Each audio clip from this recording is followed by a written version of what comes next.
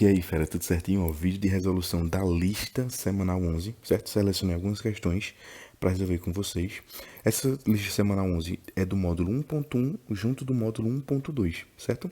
Então, algumas questões vão ser do módulo 1.1, outras do 1.2, e vou fazer aqui. Ó, vamos começar. Sexta questão, ele fala assim, ó, nos diagramas abaixo, O representa um pequeno objeto luminoso que está colocado diante de um espelho plano P, perpendicular à página, ambos imersos no ar. Um representa a imagem, no caso um não, né? I representa a imagem do objeto formado pelo espelho e o olho representa a posição de quem observa a imagem. Qual dos diagramas abaixo representam corretamente a posição da imagem e o traço dos raios que chegam no observador? Então, eu vou fazer o meu próprio aqui e a gente acha a alternativa que se encaixa mais na proporção correta, certo? Ó, aqui tem um espelho, certo? Aqui tem um espelho. Aí eu vou colocar o objeto. O objeto O, ele está mais ou menos por aqui. O objeto O está mais ou menos por aqui. O olho do observador está mais ou menos por aqui, certo? Então, para que o objeto seja visto pelo olho do observador, o raio de luz ele sai do objeto, certo? Que é um objeto luminoso, bate no espelho e é refletido para o olho da pessoa, certo? Tem que ser assim. Ele tem que sair do objeto, bate no espelho e é refletido para o olho da pessoa. E como ocorreu uma reflexão no espelho, tem a reta normal aqui, certo? E aí o ângulo de incidência tem que ser igual ao ângulo de reflexão, beleza? Essa é a proporção mais correta que existe. Tranquilo? Esse desenho que eu acabei de fazer, a gente encontra algo muito parecido na letra E, beleza? Na letra E, que é justamente o gabarito. Vamos só cancelar as outras para tu entender? Primeiro, na letra A, o raio de luz ele entra no espelho, bate na imagem e depois volta. Isso não faz nem sentido, né? Porque o raio de luz ele bate no espelho e volta para o olho do observador. O raio de luz ele não passa, certo? Ele não passa. Aí alguém pode questionar, mas Ladário, em algumas questões tu desenha um raio de luz passando. Cara, mas eu desenho um raio de luz passando, é só a projeção dele. É só para na geometria isso me ajudar a fechar triângulos. Mas isso não significa que fisicamente isso acontece, beleza? Tranquilo? Ó, no B, o raio de luz ele realmente bate no espelho e volta, mas ele não está respeitando o ângulo, aquela proporção do ângulo de incidência ser igual ao ângulo de reflexão. Primeiro, a reta normal, se eu fosse desenhar a reta normal aqui, a reta normal seria o próprio raio de luz. Então, a luz, ela bateria e voltaria pelo mesmo caminho, certo? Que é aquele exemplo do raio de luz incidindo perpendicularmente no espelho, ou seja, incidindo reto, fazendo 90 graus com o espelho. Então, o raio de luz bate e volta pelo mesmo caminho. Então, a letra B não faz sentido, certo? A letra A e a letra B não faz sentido. A letra C, novamente, o raio de luz está passando e entrando em contato com a imagem do outro lado, também não faz sentido, certo? Também não faz sentido. A letra D é uma que é bem parecida com a letra B, certo? A letra D é bem parecida com a letra B. Só que o raio de luz, ele deveria, como ele está entrando com esse ângulo aqui, ó, a reta normal é essa daqui, certo? Como ele está entrando com esse ângulo daqui, ele deveria sair com o mesmo ângulo, certo? Deveria sair com o mesmo ângulo. E aí o raio de luz não chegaria no olho do observador. Então essa também não faz sentido. Só sobrando a letra E, beleza? Lembra que para um objeto ser visto, o raio de luz tem que chegar no olho da pessoa, certo? Do observador. Como ele está vendo através do espelho, então ele vai enxergar a luz que sai do objeto através da reflexão no espelho. Tranquilo? Massa? Espero ter ajudado vocês. Vamos lá para a próxima questão. Oitava questão. Eu acho que ela é a mais chatinha do material, certo? Por isso que eu vou fazê-la. E assim, ela tem um raciocínio geométrico muito importante. De física, eu só vou usar aquele conceito de que um ângulo de incidência é igual a um ângulo de reflexão. Tu vai entender isso. Mas percebe que as questões mais difíceis de espelhos são as questões que têm mais geometria possível, certo? Vamos lá. Ó, oitava questão. Ela fala assim: uma usina solar é uma forma de se obter energia limpa. A configuração mais comum é constituída de espelhos móveis espalhados por uma área plana, os quais projetam a luz solar refletida para um mesmo ponto, situado no alto de uma torre. Nesse sentido, considere a representação simplificada dessa usina por um único espelho plano, e uma torre, conforme mostrado na figura abaixo. Então, o espelho plano é esse E daqui, certo? E a torre, o ponto que eles vão se encontrar é nesse ponto daqui, ó. certo? Que eu pintei agora de rosa. Pessoal, eu vou só fazer o seguinte, eu só vou fazer um prolongamento desse espelho, só para que a gente consiga, de alguma forma, ter uma geometria mais coerente, certo? Ó, mais ou menos isso aqui, o espelho, certo? O espelho é mais ou menos isso daqui. Estou fazendo esse prolongamento aqui para facilitar a vida da gente, certo? Ficou meio troncho, né? Mas dá pra gente trabalhar com ele. Beleza, vamos lá. Continuando. Aí ele fala assim, ó. Com relação a essa figura, considere a altura do poste, no caso da torre, vale 100 metros. Então, essa altura daqui, ó, desse ponto até esse ponto daqui, ele vale 100 metros, certo? A distância percorrida pela luz do espelho até o topo da torre é 200 metros. Então, essa distância aqui, ó, pontilhada, ela vale 200 metros. Tranquilo. A luz do sol incide verticalmente sobre a área plana, certo? Então, o raio de luz ele está vindo por aqui, certo? Esse aqui é o caminho do raio de luz. Aí ele bate no espelho e ele é refletido por esse caminho. Então, a primeira coisa que eu vou fazer é desenhar a reta normal daqui, ó. Reta normal, certo? Onde esse ângulo de incidência, reta normal ficou um pouquinho troncha, né? Vamos só voltar para desenhar ela certinha. Ó, a reta normal tá troncha de novo, vou deixar desenhar assim, ó. A reta normal ela tá aqui, certo? Isso daqui é o ângulo de reflexão, isso aqui é o ângulo de incidência. Lembra que os dois, eles são iguais, né? O ângulo de incidência tem que ser igual ao ângulo de reflexão. Beleza, vamos continuar. Aí ele diz que as dimensões do espelho devem ser desprezadas, ou seja, o tamanho do espelho pouco importa, tranquilo? Ele sempre vai falar isso. E se ele não falar, tu pode desconsiderar mesmo, até porque o espelho é sempre uma linha bem fina, certo? Bem fina. Aí, ó, nessa situação, conclui-se que o ângulo de incidência, então ele quer o ângulo I, sobre o espelho é válido. Cara, tem muita confusão que os alunos fazem porque os alunos não sabem quando ele está perguntando se é o ângulo de incidência em relação ao espelho, se é o ângulo de incidência original. Toda vez que ele perguntar o ângulo de incidência original, ele vai chamar apenas de ângulo de incidência. Quando for em relação ao espelho, ele vai falar o ângulo de incidência em relação ao espelho, certo? Em relação ao espelho. Tranquilo? Massa. Tem que ter esse em, certo? Em relação ao espelho. Vamos lá fazer. Ele quer que eu ache um ângulo de incidência, certo?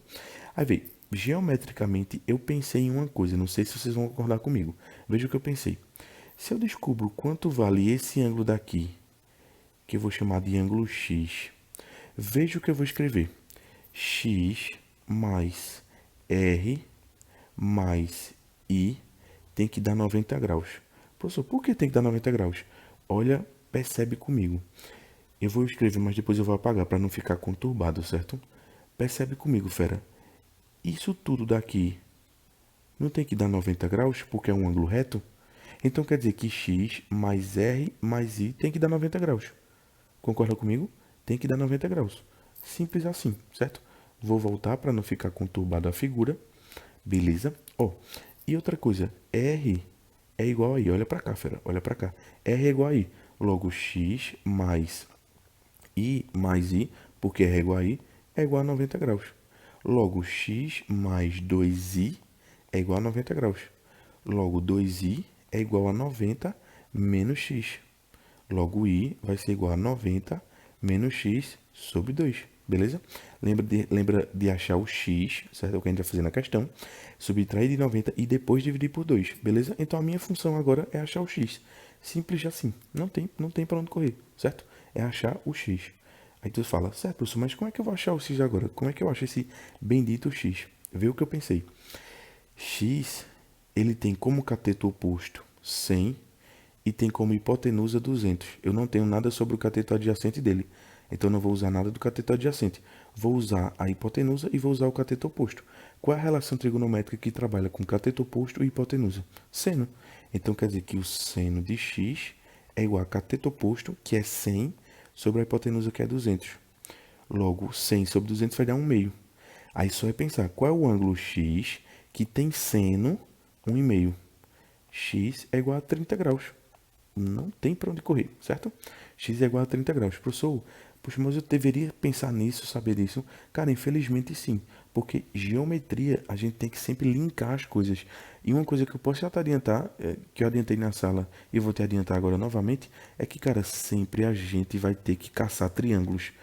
para de alguma forma trabalhar com seno ou cosseno, ou com Pitágoras, ou com formação de ângulos, a soma dos ângulos internos. Sempre triângulos ajuda a vida da gente, certo? Porque triângulos têm essas relações trigonométricas, seno, cosseno e tangente, que eu vou utilizar bastante, beleza? Aí, quando eu acho um seno, geralmente o seno que eu vou achar é um seno de um ângulo conhecido, ou 30, ou 45, ou 60, que são os senos que eu conheço, certo? Senos e cossenos, e tangentes também. Então é basicamente isso, certo? Então eu achei que x vale 30 graus. Se x vale 30 graus, voltando para cá, ó, nessa formulazinha, e que é o que eu tanto quero, vai ser 90 menos 30 sobre 2. 90 menos 30 vai dar quanto? Vai dar 60. 60 dividido por 2, logo I vai ser exatamente igual a 30 graus. Beleza, fera? I igual a 30 graus, que é justamente o ângulo de incidência que ele quer. Alternativa letra D, beleza? Novamente, questão difícil, a mais difícil do material dessa lista, eu creio. Para você pode ser que não seja, para outros pode ser que seja, mas porque ela é mais matemática do que física mesmo. A física aí, a única coisa da física que eu usei foi essa relação aqui, que a incidência é igual à reflexão. Beleza? Simples assim. E lembra, quando ele quiser o ângulo de incidência em relação ao espelho, ele vai chamar, ele vai dizer em relação ao espelho. Tranquilo, fera? Então, vamos embora para a próxima questão. Fera, é o seguinte. A 11ª questão, ele fala assim, ó.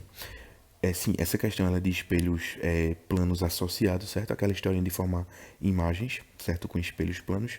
Vamos lá. Um coreógrafo está ensaiando o número de frevo e deseja obter uma filmagem com 16 imagens de passistas. Porém, ele dispõe de apenas 4 dançarinos. Com 2 grandes espelhos planos e os 4 dançarinos entre os espelhos, o coreógrafo consegue a filmagem da forma desejada. Qual foi o ângulo de associação entre os 2 espelhos planos para que o público, ao assistir à gravação, veja 16 passistas em cena? Então percebe, um observador externo, ele vai enxergar quantas imagens? Ele vai observar 16 imagens, certo? Ou seja, o observador externo, quando olhar para a filmagem, ele vai conseguir ver 16 passistas, certo? Então, ó, o espelho está aqui, certo? Eu vou botar 4 passistas na frente desse espelho e um observador externo, quando olhar para isso, ó, isso aqui é o observador, quando ele olhar, ele vai ver 16 passistas, certo? Ele vai ver 16 passistas. Vê se tu concorda comigo. Se ele vê 16 passistas, quer dizer que se já tem 4 originais, esses espelhos conseguiram formar 12 imagens, concorda? Por que conseguiram formar 12 imagens? Porque se a gente observar, olhando para o espelho, a gente vai conseguir enxergar os 4 originais mais as 12 imagens, certo? Então quer dizer que cada dançarino desse, ele conseguiu gerar 3 imagens. Professor, como assim? Concorda comigo que no total são geradas 12 imagens, certo? Porque são 16 que eu vejo, mas eu estou retirando os 4 originais. Então eu consigo enxergar 12 imagens. Se são 4 dançarinos, 12 dividido para cada dançarino vai dar 3 imagens. Então quer dizer que cada dançarino está gerando 3 imagens. Novamente, eu peguei 12 e dividi por 4, eu achei 3 imagens para cada dançarino. Logo, se eu aplicar a formulazinha, n igual a 360 sobre alfa menos 1, eu consigo, com o número de imagens, achar o ângulo. Agora, lembrando que essa fórmula daqui, pessoal, tu só pode aplicar para um objeto único. Se você colocasse no lugar de n, que é o número de imagens, as 12 imagens, você estaria errando. Porque essa fórmulazinha só aplica para um objeto único. Como são 4 objetos, eu tive que achar o número de imagens individualmente para cada objeto, para aí sim aplicar a fórmula e achar o ângulo, beleza? Então eu vou escolher qualquer dançarino, porque o número de imagens formado é sempre o mesmo, certo? Cada dançarino gera 3 imagens, certo? O 360 da forma, o ângulo alfa é o que eu quero achar, menos 1, certo? Esse menos 1 vai passar somando para o outro lado, vai ficar 4 igual a 360 sobre alfa. Alfa troca de posição com 4, alfa vai ser igual a 360 sobre 4.